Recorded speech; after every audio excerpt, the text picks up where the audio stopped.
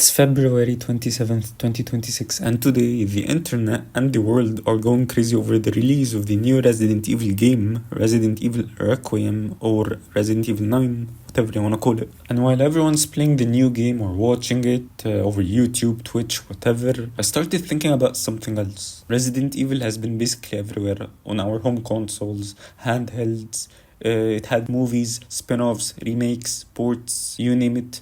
But there's that one system that should have had its own Resident Evil game, and somehow it never did get one at the end. And ladies and gentlemen, that's the PlayStation Portable, also known as the PSP. It's kinda strange when you think about it. The PS1, PS2 and PS3 all had their own Resident Evil games back then. Even Nintendo's 3DS got two mainline Resident Evil games from what I know, but the PSP, the most powerful handheld of its time, got nothing, absolutely nothing. Except it wasn't supposed to be that way, because in 2009 Capcom stood at the E3 stage and promised us a game that would eventually become one of the industry's greatest vanishing acts. At Sony's E3 2009 press conference, a slide appeared on screen that sent the hype into overdrive. Resident Evil Portable. Let's go.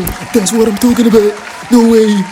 Wow, I can't believe I did that. But anyways, we got no trailers, no gameplays, not even a goddamn screenshot. Not one. Just a confirmation from Capcom that they were developing an entirely original Resident Evil title built from the ground up just for the PSP. I'm pleased to announce that Resident Evil will be coming to PSP next year in a whole new game designed specifically for the PSP platform.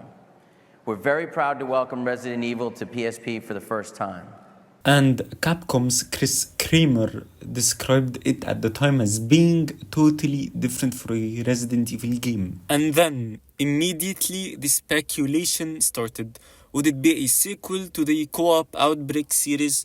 Would it adapt the over-the-shoulder action of Resident Evil 4 for the small screen? And with the PSP's built-in Wi-Fi, the potential was actually massive. I can't believe Capcom didn't, take advantage of the whole PSP ad hoc stuff. It's like imagine having a Resident Evil online game on the go on your PSP back then, especially if you were with your friends in school, university, in your work even.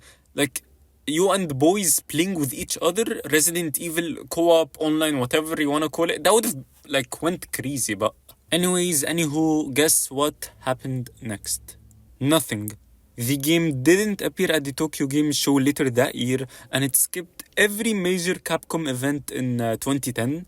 We got no interviews, no previews, not even a single leaked anything, concept art, anything. Nothing, we got nothing. And Capcom never showed the project publicly again, and unlike many famous cancelled games that we know of, they never actually even officially cancelled this one.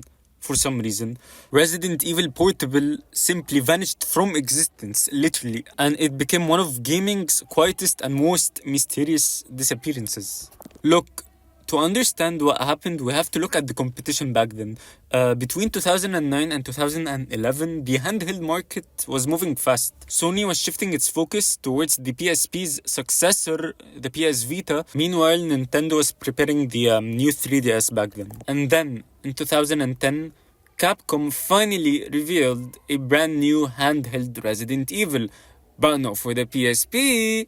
That game would be named Resident Evil Revelations. I really love the Revelations games. They are so underrated in my opinion. But anyways, while Capcom has never really officially confirmed that Resident Evil Portable became Revelations, the timing was kind of hard to ignore, Revelations was episodic, pushed handheld graphics to the limit, and was built for a system with a long future ahead of it. And most fans speculate that development priorities simply shifted to the newer hardware. But there's another factor, piracy. By the late 2000s, the PSP was wide open. Custom firmware was everywhere, and software sales were being hit hard across the industry. Capcom never publicly blamed piracy for the project's disappearance, but for a publisher investing in a large-scale, story-driven horror game on a platform nearing the end of its life cycle, and a platform like the PSP where piracy was so common and was literally increasing by the day, That was definitely a massive risk for Capcom, let's be honest here. So as a safer business move, Capcom silently went from the PSP to the 3DS. The strange part is that even though the PSP never got its own Resident Evil game, it actually became one of the best ways to play the PS1 classics. And yes, the PSP could actually play PS1 games like Resident Evil 1, 2, 3, almost perfectly. But as great as that was, it wasn't really a new entry for the PSP. And the PSP was clearly capable of having its own native Resident Evil game. Just look at the games we have on the PSP right now. We have like 3 GTA games, 2 God of War games, Gran Turismo, Motorstorm, if you know it. Like, all of these games are literally PS2 level games if you saw them and played them. Like, the fact that the PSP was capable of running these games and many others is insane. So the hardware wasn't the limitation here. And before the people who will go to the comments and type the PSP only had one analog stick, so maybe that's why. No, like, even if it had one analog stick, there are ways to make it work fine. The issue here was most likely the timing and the strategy that were used for this game's release. Whether it's Sony's side or Capcom's side or even both, we will never know.